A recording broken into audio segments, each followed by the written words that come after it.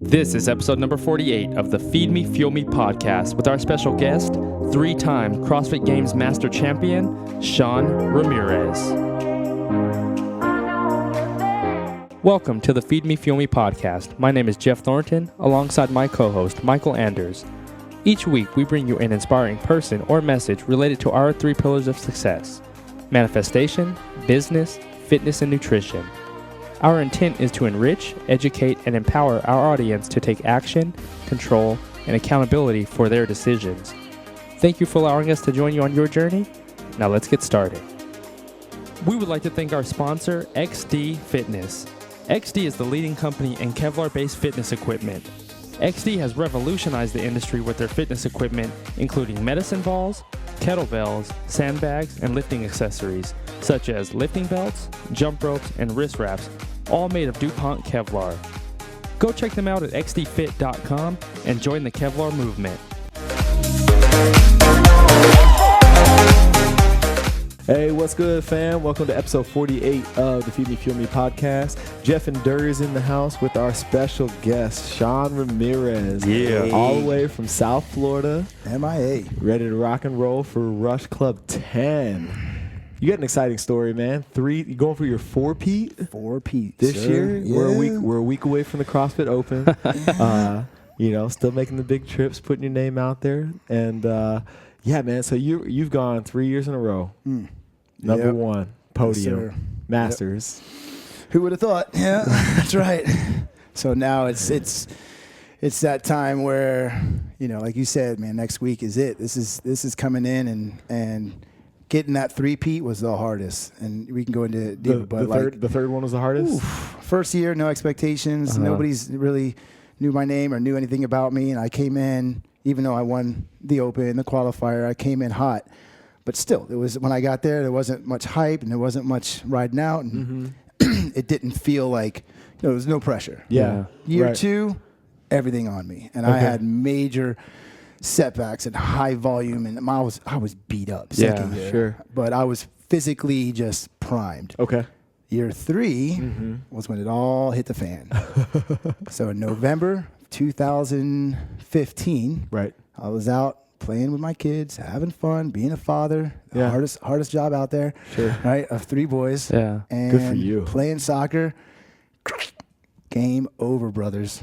No way. Broke my ankle in 3 places. Oh. Spiral fracture on my tibia. And it was I don't usually play soccer because of that or do any of these stuff outside. Rec sports? I'll play goalie with them, but soccer's not my game. I wrestled in college and played baseball, but this was definitely not, my style.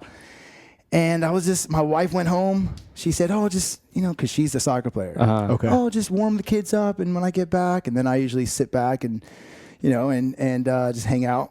And I went to kick a ball. I got stuck in turf and it completely externally rotated. Oh. Yeah. I reset it on the spot, which freaked my kids out. Yeah. Sure. And let me tell you, when the doctors say you're not gonna be able to compete in March, there's no way. That's 3.5, 4 months away. Not gonna happen. That's when it all, just like I said, hit the fan. I said, it's gonna be a fight. Yeah. But it was good because my goal was to just get back to the game. Just to make it, right? Just to make it back. So I qualified. Okay. I got back 14th place going into the games out of 20. And I won with the largest margin of all 3 years. That's crazy. Which goes insane. to show. I mean, guys, and that's where I was hobbling. I couldn't even warm up when we had a sprint event. It was a sprint towards the bar and clean and jerks. I was with Chris Henshaw in the back, and we were sitting there, and he's like, "All right, just do some little 40s here." And I couldn't even warm up. Right. It hurt that bad, my ankle. Painful. But once you get out there, all that goes away and all that adrenaline starts rushing in, and I didn't feel a thing. And just goes to prove, man, no matter what circumstances you face or no matter, what physical condition you're in, as long as in between the years, man, you got it lined up and you believe there's nothing you can't achieve. Sure, man. So it's pretty cool. That's incredible. The mindset, Completely Sure. just mental, just pure, and that's what Pat Sherwood just interviewed me on, which you'll see in the update show. Sure. He asked he goes, I'm 43, 40. he was like, and all these guys are physically capable just like you. He goes, but what makes you that much better? And I said, look, it's all that mental capacity, that mental toughness. And it sounds so cliche, but just like you guys know, because you have a bodybuilding background, you got to dial in with your nutrition. 4 months out, 3, 4, sometimes depends on, you know, who you know, your style. But I do the same thing with nutrition. I do the same thing peaking with physical, you know, abilities, and I do the same thing with mental preparation. If you do, you know, reading all these books and listening to all these audios and going out and meditating, whatever you do, visualization, whatever you do, all those have to come at a certain time in order to peak in that state of mind, you know, and that's where you got to do it. And for me, I know my timing on that, and that's what I think helps me when I get there. I've already seen it. I've done it. It's just one of those things that a lot of people don't dial in on at the right time, and they get overwhelmed with all the noise. Stuff that all the distractions and all the things that hit you, and got to disconnect. Like at the games, I will not be around my kids. When I'm competing, they're all there, but after that, hugs, kisses, goodbye, I'm on my own. I have to. Some people need that to keep them, you know, and like other champs out there, like, oh, I need people around me, and I've heard them, and I'm like, not this guy. You know, everybody's different. Just know, just know thyself. Does that come from wrestling for you? Absolutely. That makes perfect sense. I'm a soul rider, man. It's just like, I have to be just like here. I'm here at Rush Club, right? We're all hanging out. We go to check in. They're like, yeah, you're with Dan Wells. Guy I'm competing against. We're in the same room. I'm like, are you kidding me? We're going to go head to head, and you got us like living together? This ain't cool. You know, but we were friends, thankfully, and we work it out. And this is the different setting. This is more fun. But if this was like real competition and real, like, I would have a big problem with that. I'd be like, all right, I need my own room. And I need to be as far away from everybody that I can. And that's just me, though, you know? And that's why I think a lot of people just they're not able to identify what makes them stronger in that mode. Because when the lights are bright and the stage is set and all that freaking pressure is on you, how do you respond to that? And and if you're not with the right people and in the right setting and in the right mindset, you will fail. Absolutely. So for those of you for our listeners that don't know who you are outside of CrossFit, give us the cliff notes on, you know, your athletic background and how you came to be a 3-time CrossFit Games champion. Okay, so good question. I started off as just what unfortunately isn't today's standards, and isn't what happens today with raising kids is every sport imaginable I did. You know, there was seasons of sports. Now everybody does things year round. It's more overuse injuries out there than ever because of that. But I started off just playing football. Then I would play baseball. Then I would play basketball. Then the next season I didn't like basketball. I went to soccer, you know, but I still stayed with my football. I was usually football, baseball. Then I started wrestling, did gymnastics in the summers, you know, and stuff like that. But wrestling I took on in 7th grade. And that's where I loved it, man. I was an individual sport kind of guy. I surfed. I played beach volleyball. I did so many things, which makes me more of a well-rounded athlete today, I believe. And then that's when I went to college, University of Minnesota, for wrestling. Nice, okay. You went 126, if you could believe that. 126? Yes, sir. Good night. Yeah, so I had a major growth spurt my freshman year and got up, and that's where I went from 5'6" to 5'11", 6 foot. So I couldn't make weight anymore. I couldn't make weight anymore, obviously. And so when I came back down to Miami, got into bodybuilding a little bit, got up to like 215. Good. And then got into about 90s, late 90s, I got into multi-sports. So I started doing a lot of triathlons and stuff like that. So, and then after that, I did the beach volleyball thing. 2-man beach volleyball. I was on the pro tour on that. Really? Yeah. No kidding. So, Bud Light. I did the Bud Light tour. I did Captain Morgan. So you just been a competitor your whole life. Yeah, pretty much. But it was funny because the volleyball thing, and that's where I went to that more on a rehabilitative state because in 2000, I hit a major wall. I was in Spain on vacation, jumped off a cliff into the water, didn't make it, 40 feet up, crushed my calcaneus, my My knees were all opened up. They lost me twice. Never supposed to walk again. And that is where I got up, started training on the beach, did all the biodecks and things because I worked at a rehab center, ironically enough.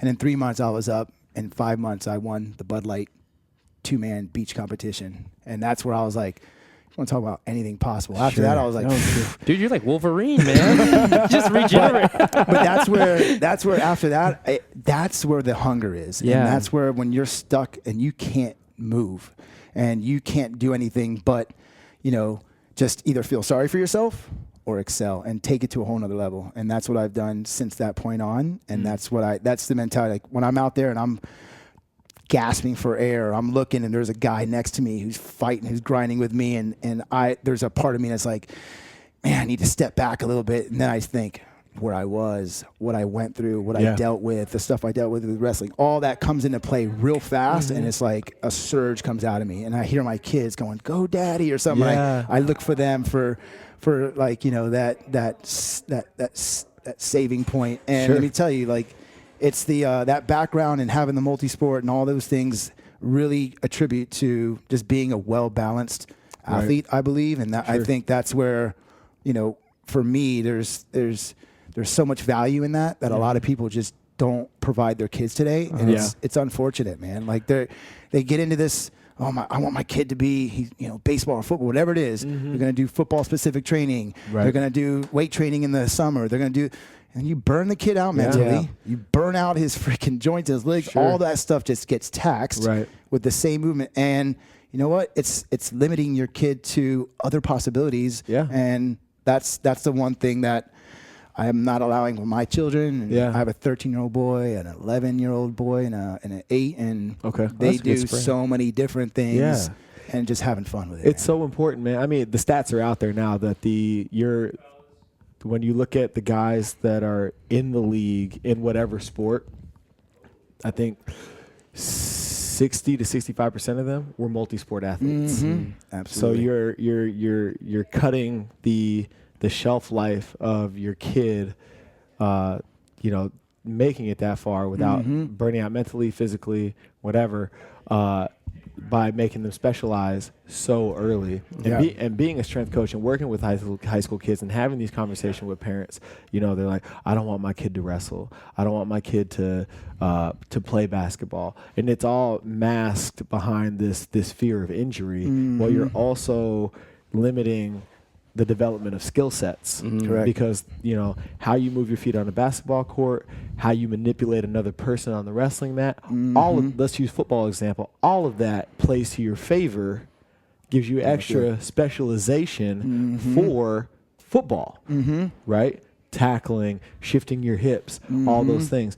And if you were specific to football, since from 12 to college, you're extremely limited in those domains. Exactly. Yeah. You can't dig into your bag of tricks to compensate for scenarios that you haven't practiced. Not to mention the confidence aspect. Sure. You're doing all these different sports, and people are like, "Oh, you wrestled? Oh, wow!" Like it's oh, you played basketball? Oh man, he's got speed. Sure. Like all those things, like just make you just, with more confidence. You have just a better overall package, and that's where I'm seeing a lot of these parents. They'll say to me, "Oh, but all these other kids are doing it, and they're doing all this specificity early," and I'm like, "But are those kids happy? Are those kids really developing?" No. Like, look at the kid. Ask the kid. Like, and every single. I've talked to so many parents and talked them out of staying specialized so early. Yeah, right. And they come back and thank me. Like within a few months, they're like, my kid is so excited to play baseball now. Yeah. And he's out there taking BP by himself, where before they were forcing him. And that's it's gonna go back and change and I think reshift back into where it was. Yeah. But that's the one thing that, my message out there to people who, either coach or parents or anything, just look beyond that one way road and that vision that everybody, like, you think you have to do more in one sport to get the best out of, because it's far from the truth. Right. And you've played professional sports. We've played college ball, and agree or disagree, but it's hard to specialize your kid so early and to take your kid at 12 years old and say you're going to be a college football player, to be a professional volleyball player. You can't pigeonhole. You're not doing your kid any justice by pigeonholing them and directing their life like that. You know, unless they. To me, the only reason to make that call is if they not only show aptitude, but they enjoy it. They love it. Right. You know, then it's like, okay, we can pursue that. Yeah. You know, but if it's one or the other, you know, if your kid just loves it but they suck, or if they're really, really good but they're not coming home and talking about how awesome it is, then let them diversify. Let them find what their passion really is. Because they might be really good at something, but if they don't enjoy it, they're not going to stick with it anyway. Yep. You know? Absolutely agree 100%. So using that, your multidimensional background, how does that serve you as in CrossFit? I feel like that's a very obvious question, but not so obvious at the same time. Yeah, so I think, you know, the unknown and unknowable, right? There's always going to be something different. They're always throwing things out. And I think just having that real diverse background for me has always played to my favorites. With anything they throw, I'm never concerned. Dumbbells and big deal. I've been doing dumbbells since the 80s. Like, bring it. Have I been working with a lot of dumbbells? No. I'm not worried about that. Have I been throwing a couple little thrusters in there and dumbbell snatch and one arm overhead lunges? Yeah, I've been dabbing with it, but I'm not sitting there freaking out and, you know, like losing sleep over this stuff, because I'm ready. I'm prepared. I have such a very balanced background that anything that is thrown at me at this point is never a concern. Like, it doesn't matter. It's not swimming, a surprise. Yeah, like swimming at Wadapalooza. Like, all the old guys I was up against were like, "Oh my God, swimming open water." I'm like, "Are you kidding me? This is what I grew up with." Like, do I swim like every day, like in competitive, in a competitive manner? No, but I will tell you, swimming is a huge part of my endurance training. Even during, like, I don't put this out there a lot, but I don't run at all. Right. People are like, "How do you not run?" Well, I don't get tested on running. Why am I going to run year round and beat my body up when I only need it like July? Right. They'll give us a 1,200 meter, maybe 1,012, nothing over a mile. So that's where I call up Henshaw, the best out there. I'm like, "Hey man, I need some programming on the track. Let's do it 4 to 6 weeks out. Get my body used to that again." And primed. Boom. But in terms of my conditioning, swimming, air assault, rowing, low impact stuff. Save your joints. I'm not 20 anymore. I'm no fool, So, but to finish to follow up on that question, I mean, having that background and having a sport that deals with so many different arenas and so many different things thrown at me, I think it plays to my benefits to a high degree. And and the confidence going in, like having that background, that confidence is the key. And I think that's the key with anything in life. When you're prepared, you go into something with more confidence, the outcome's going to be greater every time. That's incredible. Because I can see from what separates you, it seems like, and, Jeff, correct me if I'm wrong, it's what separates the champions from the people who just are on the same platform as you is the mindset. And it sounds like you just developed such a powerful mindset from the beginning. Even like you said, a dumbbell movement. You see people freaking out and worrying about the stuff that they can't control, and you're sitting there in your own head. How big is that in your mental preparation as you're going into, the games? For instance, it said, how do you set your mindset up to surpass these other guys? Because, I mean, they're all there physically.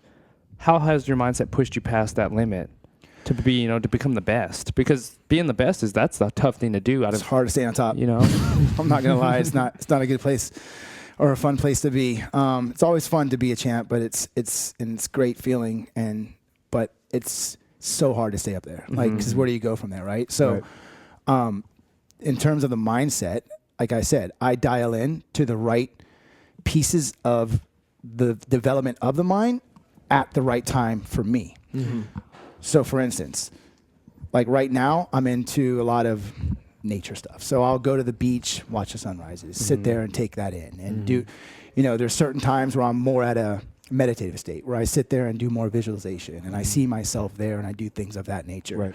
And then at certain times, there's more of a knowledge state where I read a lot of books, and I'll put myself into some power of the mind on that side. There's so many different facets of mental toughness, and that's why people are like, oh, he's so mentally tough, and but it's really just like tapping into those arenas of different strengths of the mind, if you would. Right. But the biggest, I think, difference is going into the competition and not allowing any outside influence affect not only my performance, but more of my heart rate.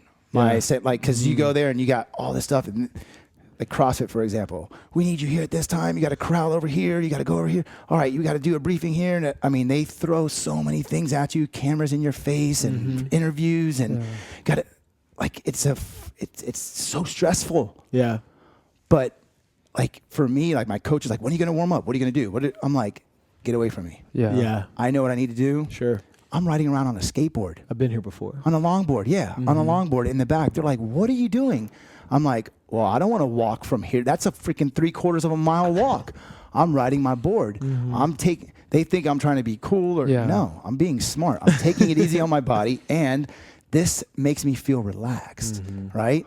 So a lot of the competitors are looking at it like, bro, this guy's freaking riding a skateboard. Like, what's wrong with him? Yeah. And they're thinking like, why is he doing it? Or he's think he's cool, or like, no, man. Like, I'm getting you thinking about me, right? And I'm relaxing, and I'm enjoying myself, and I'm having fun, and I'm not thinking about these CrossFit, people like controlling my life and telling me where I need to be and all this. And I'm like the last one to come to the crowds, but I'll make sure I don't disrespect their policies and stuff. And I'm like, look, guys, don't worry, I'll be here, but I'm going to be over here. And, and I'll tell them from the start and develop a good relationship with them so I don't stress them out and make their job any harder. Right. But, that's one of the biggest things is going into something, and it doesn't have to be just CrossFit. Anything that I do, I go in with that same philosophy and that same mentality of just making sure that you don't let the outside influences affect what you stand for and what you're all about, and you go in there and just have fun and be you, and that right there has been my secret to my success. But again, that's me.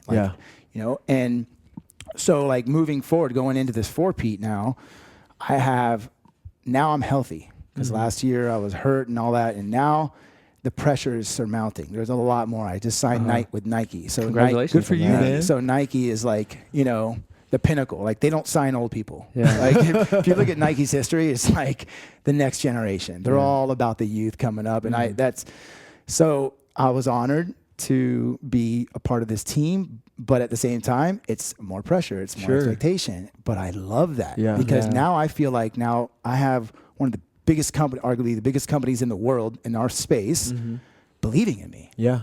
So instead of me going, oh man, I don't even believe in myself, there's things I need to work on. And I said to them, hey, I need to work on this, this, and this.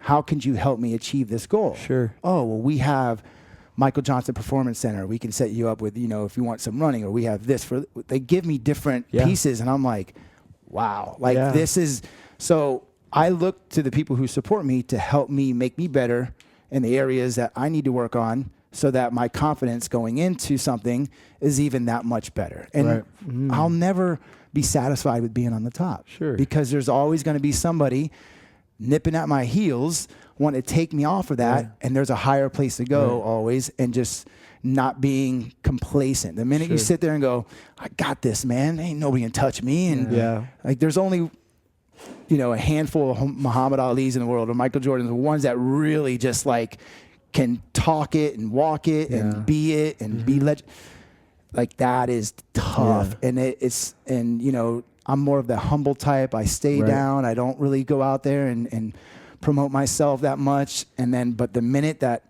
like the lights get bright, I'm ready. Right. And I'm dialed in and I'm focused. And so speaking of your, congratulations on Nike. That's huge. Appreciate that. Do you feel like the construct of CrossFit has given the old folks of sport a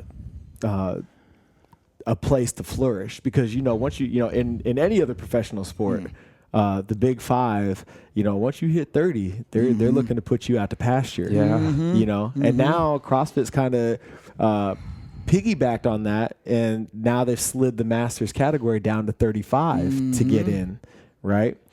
How are you getting more love now as a masters athlete at this point in the CrossFit game than at any other point in the past? And how has this younger bracket of masters affected how they program for you guys now? So it's a two-part question. Yeah. So, yes, I feel like I am getting more respect and more eyes on me and all that. And I feel more opportunities are coming.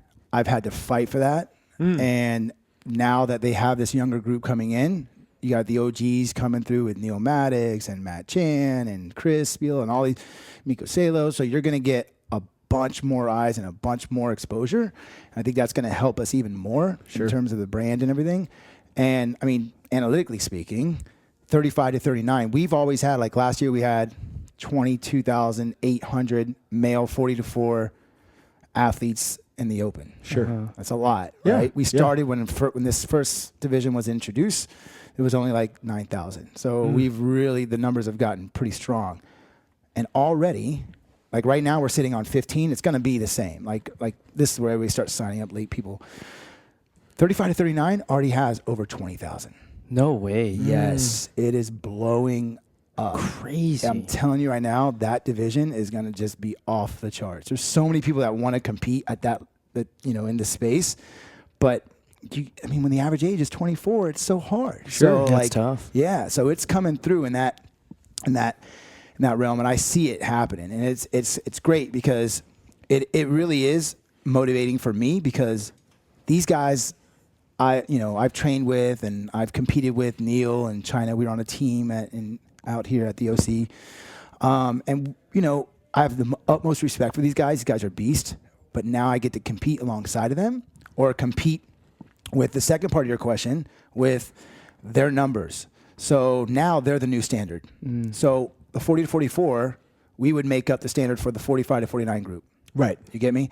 So like the lift, say we're lifting 185, cleans, the 45 to 49 would be doing 185, right? And then the 50 to 54 would be doing like 155 or what have you. Sure.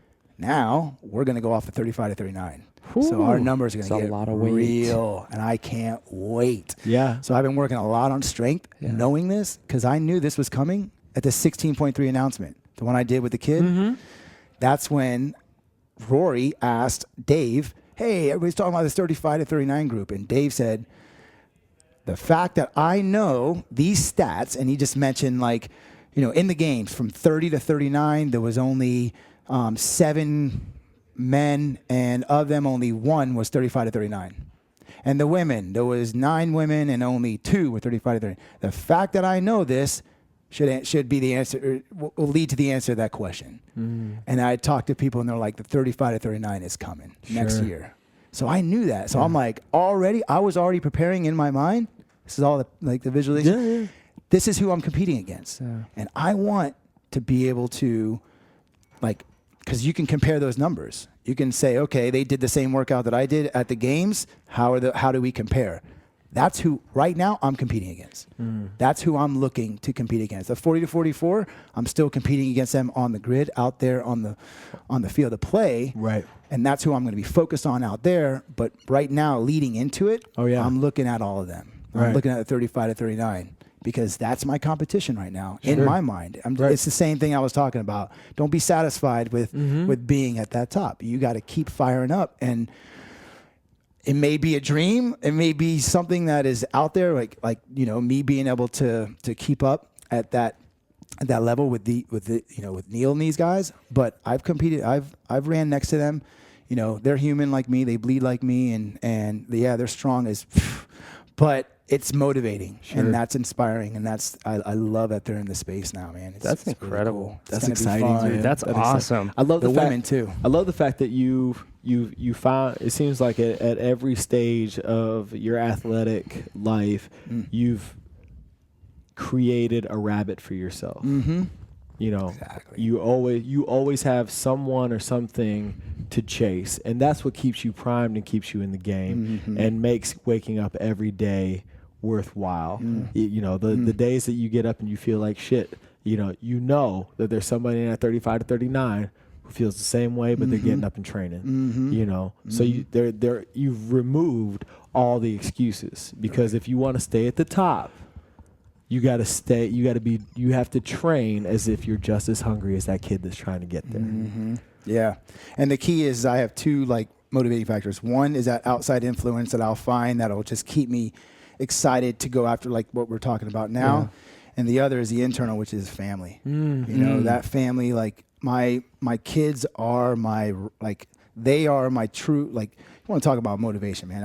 All I got to do is hear them or see them say, "Go daddy." And I look for them in the crowd.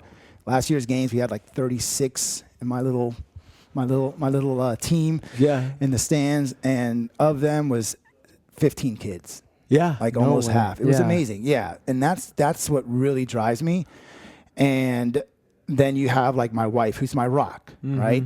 Yeah, we don't get along all the time. It's typical marriage. But when I need her, she's there. At the games, she diffuses a lot of things that happen behind the scenes, and I put her in a position to be able to do that.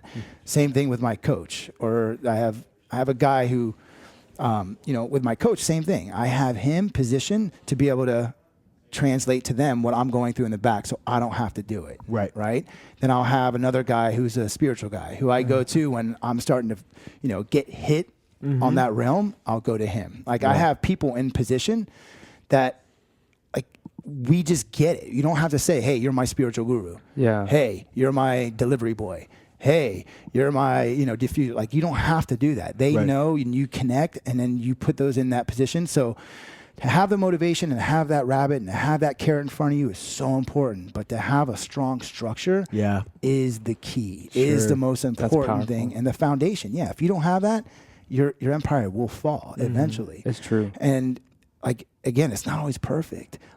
Right now, I'm gonna be honest. My wife and I, she sent something on the way over here. "I know we don't see eye to eye lately, but I love you and good luck out there." She still gets it, and it's just it's truth. Yeah, you can't always be perfect and freaking rainbows and sunshine, whatever.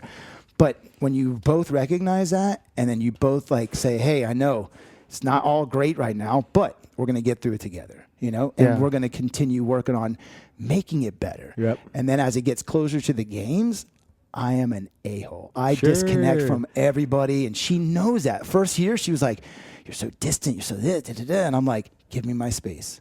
I need my space. Give me my time. I need my time." But I didn't know how to translate that. I didn't know how to communicate that, right? So then after I did it and I won, I was like, "Babe, I'm really sorry about how I was reacting and the things I was doing." I said I was very impulsive. However, that was the only way that I knew how to respond, because I needed so much time alone, and I didn't know how to tell you that, and I'm sorry. But when it gets close to the games again this next year, I just want you to just understand this is who I am. And it took me a while to figure that out, 14 years of marriage. But I finally because I would do it in other situations, not just the sport. I would do it with other things. When I start to get a lot of pressure at work or whatever, I would start to build up and I would isolate myself. Same thing. I saw that pattern with all the other aspects of life, but it finally came to light when I was competing, because it was at such a higher level. And I was like, whoa. So where do you find that balance with your significant other pursuing such a selfish endeavor? And I don't mean that in a negative way, but you have to have the freedom to do you, to put yourself in a space where you're able to facilitate your own success. Right? What kind of mechanisms do you and your wife have in place to take the edge off that reality? So she just humbles me daily. She'll throw the kids at me and humble me daily. I'll come home, I'm like, "Babe, I just hit a PR, snap, check it out." And she's like, "I could do that." I'm like, "Babe, that was 330 pounds. You don't understand. This is huge for me." And she's just she goes, "Get over yourself." I'm like, "God dang it." I walk away God, she's such a bee, man. I can't believe this. But I'm like, that was awesome. At the same time, I'm like, that's what I need, right? And I'll come home and I'll be like, "Kids," and I'll express my happiness with my kids with things that I've done. And then they just look at me and they stare at me and they're like, "Are you done, Dad?" And I'm like, it's not all about you. Yeah. I'm like, dang it, man. They keep you grounded. It's beautiful. Yeah. And it's like, but it's, and I have certain people in my life too, that's their role. Like they just, they slap me back to the ground and I'm like, dang, man, there's not many people that can tell me this or talk to me like this, but you're one of them. Sure. And I'll make sure they know that. You're one of them. Thank you. And it helps them to continue doing this. How have you matured? That's a very good point. How have you matured to the point where you're able to disseminate people that are bringing you back to center, putting you back on solid ground, and the ones that are being negative? Because very, very tough balance, right? So I give you a perfect story, and hopefully he's not listening. I won't mention any names, but this happened like very recently where I had a guy come into our box, right? Very ambitious, very driven, very motivated, and he was driving a great distance to come and train with me, okay? I don't care who comes in that box. Like if you're coming in and you're there to better yourself and there to help yourself and there, I am here to help people. I'm not here to just take this road and this journey alone and build, this legacy and all. No, man. Like if that comes out of this, amazing. Sure. I'm very blessed, but I'm not like, I'm open to anybody coming in. It doesn't matter. So this guy comes in and he seemed genuine. And he was like, hey, I want to train with you. I'm like, all right, cool, let's go, man, And then as I'm doing these things, second time he comes in, he starts getting very confident, very, very confident. And because I'm giving him, like, what I do. Like, give you an example. There's one of the things that I do that, gamemanship style. Like, when I'm training, I train every single workout as if it's an event at the games. Like, I just put myself in that mindset. And so I'm telling him that. I'm like, look, like we're going to start this workout and we're going to start it here and run to the bar. Yeah. This is right. This is what we do at the game. Like they don't put you under a bar and say 3, 2, 1, go. Like, what does that do to your heart rate? What, and how does that affect you? And I'm explaining that to him. That's very smart. Yeah. He's like, oh, okay. I'm like, yeah, this is real. Right. Like, let's do like real time stuff. And then as I'm going, I explained to him after one of the workouts, I was like, hey, you know what you did wrong? You went in the chalk bucket way too early. You didn't need to chalk up. That's a rest. Don't do that. Because when I see that's blood in the water, I'm going to attack you. Yeah. Right. You did this. And I started explaining the things that he's doing. Him. Yeah, basically just helping him, right? So there was one thing that I told him, and that's why I don't want to tell it, but I said something to him, like, this is what I do. As we're doing this workout on the second day, he does that to me. He does one of the things I told him that I do. Right. Forget it. It's jogging. I'm going to say it because it doesn't make the story better. So when I'm beat up and I'm hurting, instead of me walking back to that bar, I'll do a light jog. Okay. That's one of my biggest things. Like, because I know if you're hurting and you guys are dying, gasping of air, and you see me running next to you, right? What does that do to your mental state? Yeah, it takes me down. Boom, right? So I may be freaking at 160 beats per minute and dying inside, but you're not going to see that. You're going to see me jogging to my bar, right? So he starts jogging to his bar, and I knew he was dying. I was dying. It was like a 20-minute thing, man. I'm like, this freaking guy, right? And I'm like, and part of me was like, that's cool. And another part of me was like, why is he doing this? What's his intention? Yeah. I wasn't mad. Sure. But then after, the intention and the purpose came out, and I was like, wow. Really? And that's where he exposed it and said, I got you there, huh? I knew that you were looking. And he did it with an intention that wasn't pure, and that was and I was like, I flared up, and I was like, I didn't react. Yeah. I wanted to knock him out or freaking put him in a rear naked choke. Because I did have some Naga experience. I did MMA. I forgot to tell you for a while. So I was ready to jump on him. And I was like, you know what? I'm going to let him have this one, you know? And so after that, he came back another week later, and he was like, Shawn's acting weird. Oh, man. He's telling people. And from that point, I just blocked him out. Yeah. I just completely and he'd say things. I'd be like, yeah, okay. And I wasn't as open as I was. And that, to answer your question, this is what it leads back to. How do you differentiate that, or how do you stop those from being negative? And that's what I did. I completely shut him out because of what he did. It wasn't what he said. It was just his actions. And the actual intention of those actions is what really disturbed me. Sure. So after that, I'm like, you know what? All right, this is your MO, this is your style, this is your character, and if you want to do this, you can do this, just not with me. Yeah. Right. You know, don't use my tools against me. Right. And so after that, he got the hint. He started going to another place down in Miami with another guy. That's pretty funny. And I walked in there the other day, and he looked at me in deer headlights, and he just kind of, and I saw who he was with, and I just smiled and just kind of nodded my head, and we just moved on. And you know what? That's the thing though. When I start to have anybody and like I've trained with Rich Froning, and same thing. He gets people all the time around him, but his core group, which is Darren Hunsucker, those are the guys that bring out the best in him. And no matter who comes into there, like he did the same thing to me. Like I was in there and this is a funny story with Rich and his barn, and it was like wall balls and rower, and I did it, and I wrote my time on the board, you know, what I did or how many reps. And he kind of just looked at it and just kind of like acknowledged it and just wasted me. Like, was like, don't you even think about putting a little number there or trying to like, and I was just trying to keep my stuff in my little, but that guy did not look back and I was like, my God, this guy's a machine, man. Yeah. Like, so like, it's those kind of things that, you know, like I didn't have any evil intention or any ill will, but you know, that warrior mentality that like he has that same kind of just that fight within. Yeah. And, you know, I used this whole example in my favor. So like it pisses me off for greatness. And I use that from Ray Lewis. He always says that, pissed off for greatness. Like this stuff pisses me off, but it makes me greater and it makes me stronger and it makes me a better athlete and it makes me more just prepared for these things that come, because the minute that this starts to come at you, because you're going to get this all the time. I mean, in life, you're going to have people come at you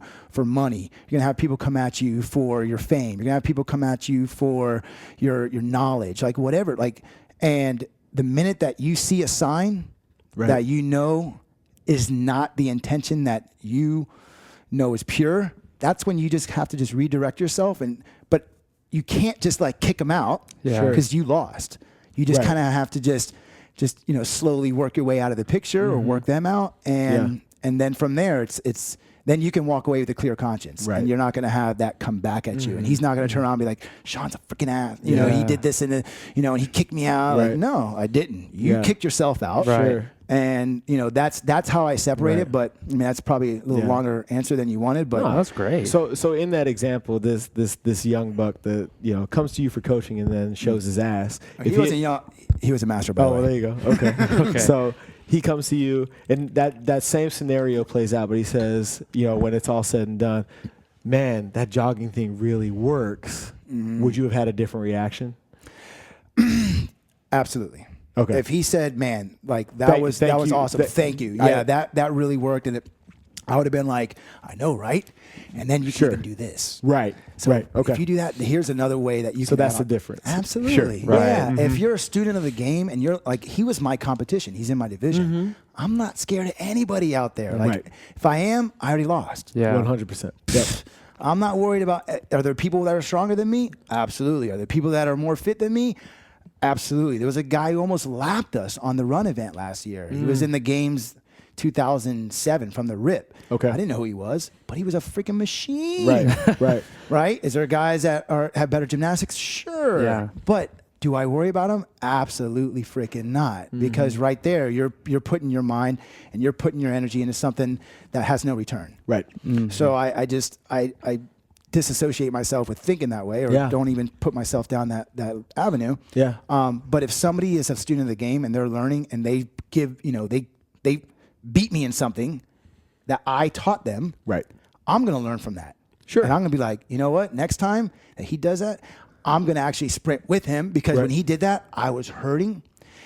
And as much as I wanted to sprint and do that, I knew that I couldn't, like, I didn't have the capacity to do that at that point. Right. Like I was really like just broken, and but it contributed to no breakfast, contributed to lack of sleep. And I went back to the drawing board. I'm like, why did this happen? Right. And I started looking at my log, and I'm like, okay, this makes more sense. Yeah. So And it wasn't a personal stab. Like, I didn't take it personal, but Sure. it wasn't something that was going to benefit me moving forward. Sure. And that's what you have to just, you got to cut those ties Yeah. quick, man. You know, it's a virus. You can't let it spread. That's incredible. It sounds, from your whole story, I can tell you're incredibly self-aware. Is that something that you've built up over time, or is it innate to you? And if it is innate, when did it start, and when did you really start noticing it and implementing that in your life? I don't even think about it. You don't even think about it? That self-awareness and stuff like that. I think, looking back after my big accident in 2000, where I was in the wheelchair and all that stuff we mentioned earlier, I think that's when I started getting into a lot of like meditation and yoga and things of that nature. And that's when I just really became just one with the self. And, you know, it takes sometimes those type of tragic events and things for people to wake up, if you would.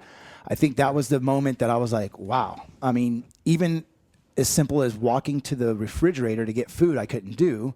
So I just was telling Dan about this. He had no idea. I had to like learn how to, so I started with yoga, learn how to, I was literally standing on my hands for 2 minutes straight. Nice. Without moving, like very balanced. And then I would start to walk in you guys remember those 1980s, what do we call them?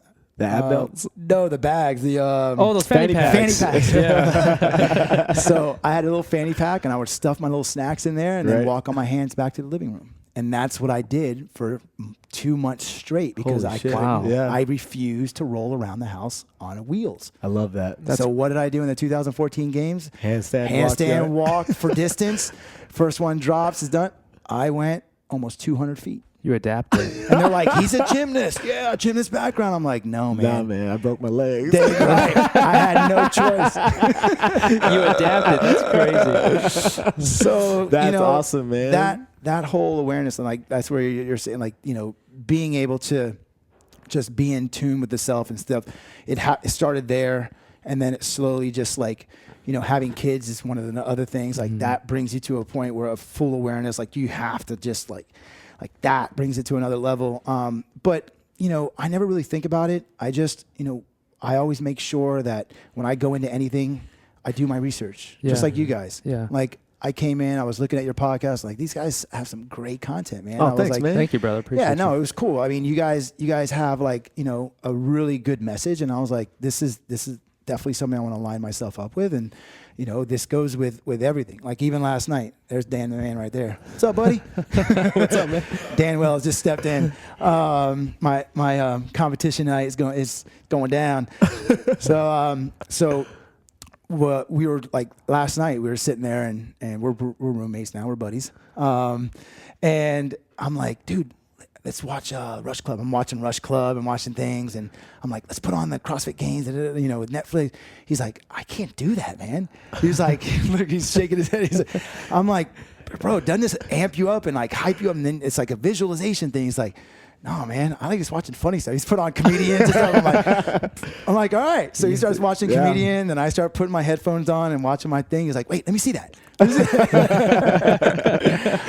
the action of the world champion. So, you know, these are the things that I do. And it helps me just become, again, it all comes back to self-confidence. I think if you go in prepared, you go in ready, you go in already seeing what we're going to walk into, you go in already feeling what we're going to feel, you go in, that's where you have an advantage. And you go in there and it's familiar grounds. Sure. Like at the games, I'll go there early and I work my butt off to get to that field of play prior to me going out there to compete, so I can see myself competing before I'm there. That's incredible. Things like that. That's yeah, awesome, it's just so the awareness goes, you know, as far as you want to take it. Yeah. You just can't. I found that after my injury, I got a little, and people sometimes make the mistake. You get a little too deep. Yeah. And too caught up into that realm to where you lose yourself, and people get intimidated by that. People get, they kind of. They look at that as, you know, evangelistic, or you trying to heal the world and save everybody. And I got to that point where I thought I could. And I just started seeing a lot of my closest friends just distancing themselves. And I'm like, whoa, what's going on here? But, you know, you get to that point where you get so deep into that thought, into that mindset, and you start to push away the people that love you the most. Sure. And, it's hard to catch yourself because you get to such a deep state of consciousness. You're like, wow, man, I'm really feeling, but you have to be able to tap into that and then snap back into real life. Sure. That's crazy. And, that's what I like I said right now, I go and watch the sunrises every Sunday, which I can't do out here in the desert. But I do this, and it's without the kids. They're still sleeping, without the wife. And I do it all alone, but I come back, and it's like, boom, back to dad. Yeah. And Sure. I don't talk about it to them. I don't do anything. It's one of those things that I do because I know it helps me, and it feels amazing, and it carries over the whole week. And so, that's, I think the most important thing to take out of this is, everybody has their things that impact them the most. Find those things that make you better, that make you more whole, that make you more complete, and that make you just take on anything and take it on with that just, it's like that confidence that you can't, I don't know how to put it into words, but you can't even fathom, like, dealing with life without these things in place. Right. I can. Sure. I just, but I will say there's times that is very limited where all I'm doing is reading a book. Yeah. All I'm doing is, sitting there, just, talking to my wife and just doing yoga at night. Like there's certain times that I do almost nothing. Yeah. But that's the times that I have a lot going on, with everything. So yeah, I think, it hit me at 2000, and then from there on, it just just developed. Yeah. That's awesome. And as you go into your next games, trying to get qualified and everything, and you say you go and win it again, where do you go from there? Because you've reached the pinnacle so many times, and how do you set that next goal to where you come back fresh, ready to go for the next run? Or, hey, maybe you say, this is my last hoorah at it. What's after? Yeah.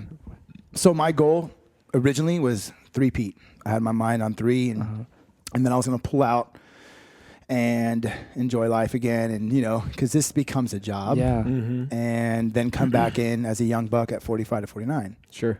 So I was like, all right, this is a good goal. Let's do it. I achieved that goal, and certain people did not support that, right? So,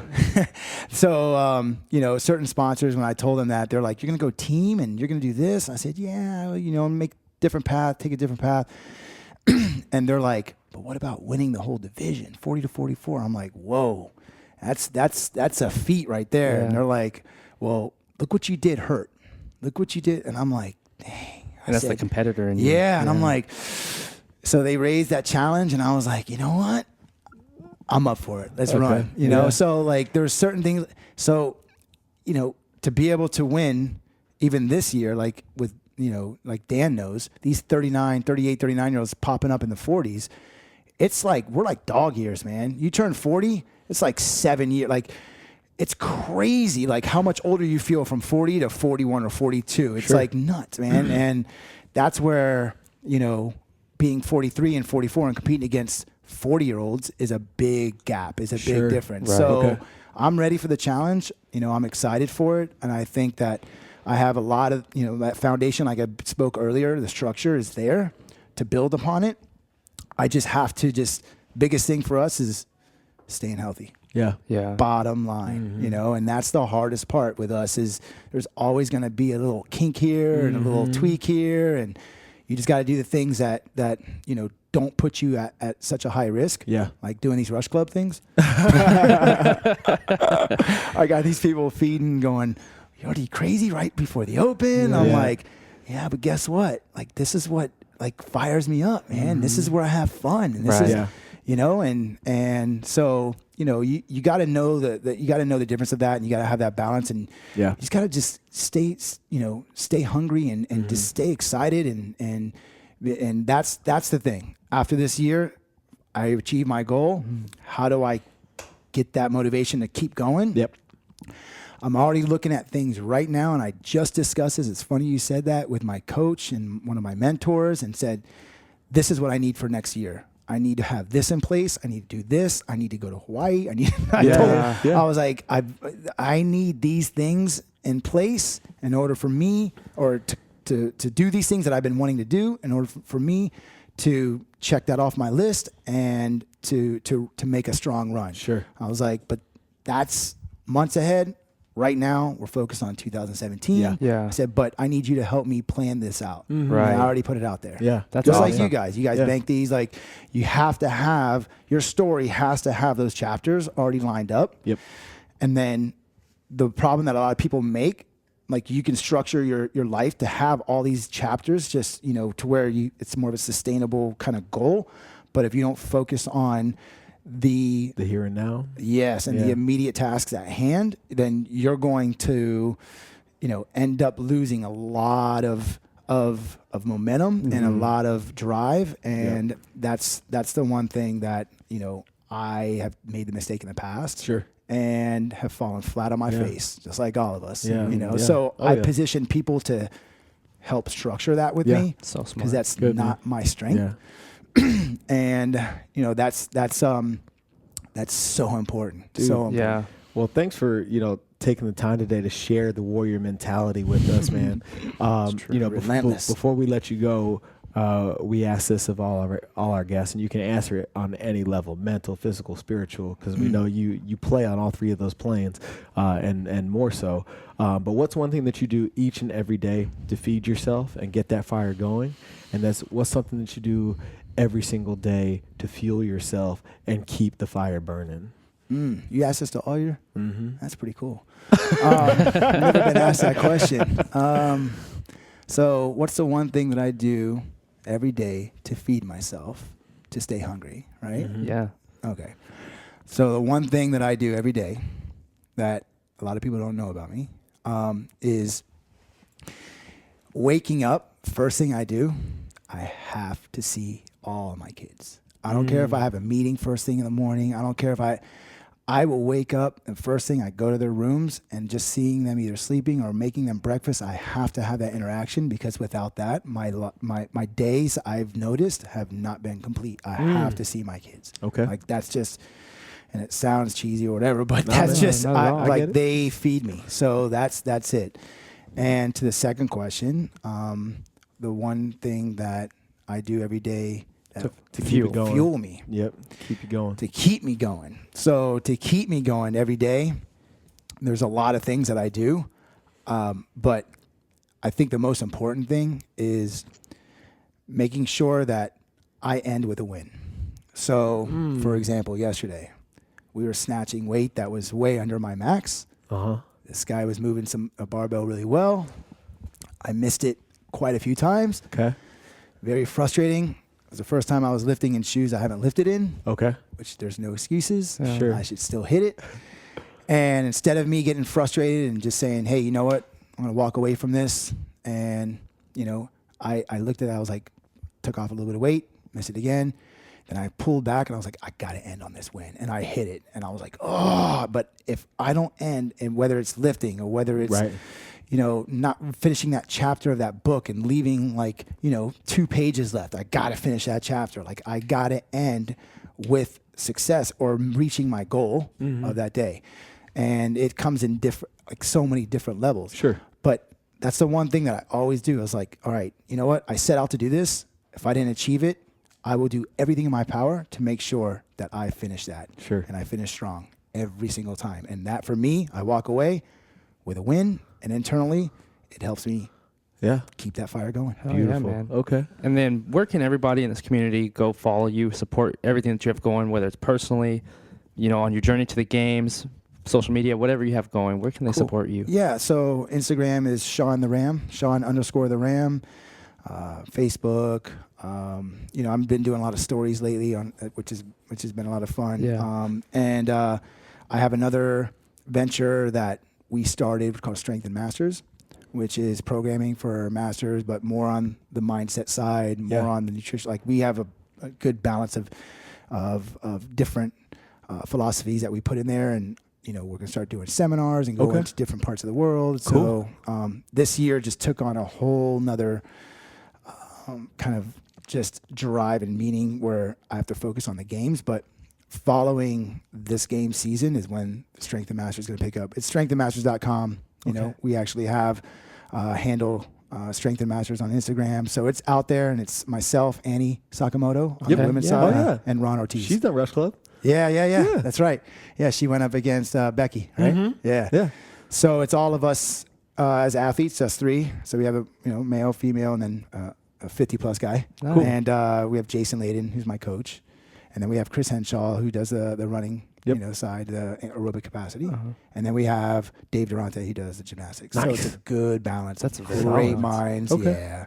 And it's cool. And it's because you can't program like, for the 40-plus guys or 35-plus guys like you do with, the open 18 to 34 now. Yeah. So we're providing that, and it's a lot of fun or not fun, but it's more beneficial for our group, which is what we're looking to provide. That's awesome, man. Awesome, man. So yeah, thanks for your time, guys. Dude, this thank is you, awesome. brother. That was fantastic. You guys are great. Much appreciated, man. Definitely. Appreciate you. When you're in Miami, come down and check us out. Oh, man. we'll do, 100%. Man. Oh, trust me, it's on me and my wife's bucket list. We're heading down to Miami. We're gonna come see you. And that's one thing that we make sure that we do on vacation, because that's what makes us whole. She's really good about just hanging out and doing nothing. I have to do something productive. Yeah. And that's our outlet that we can share in my productivity together before we go chill together as we go train. So we're going to come see. Yeah. Very cool. So for all of you out there listening on the interweb, make sure you get out there and support everything that Shawn has going on. You got a lot of exciting stuff in store for you in 2017, and we wish you the best of luck with it, brother. Thanks for exposing the elephant with us, man. Appreciate your time. 100%. Appreciate you, brother. Right, so that's fantastic. See you out at Rush Club, huh? That's right. It's on. And until next time, guys, feed me, fuel me. That'll do it for today's episode with our special guest, Shawn Ramirez. If you want to see everything that Shawn has going and support him on his quest to become the 4-time CrossFit Games Masters Champion, be sure to go check out the full show notes on feedmefuelme.com.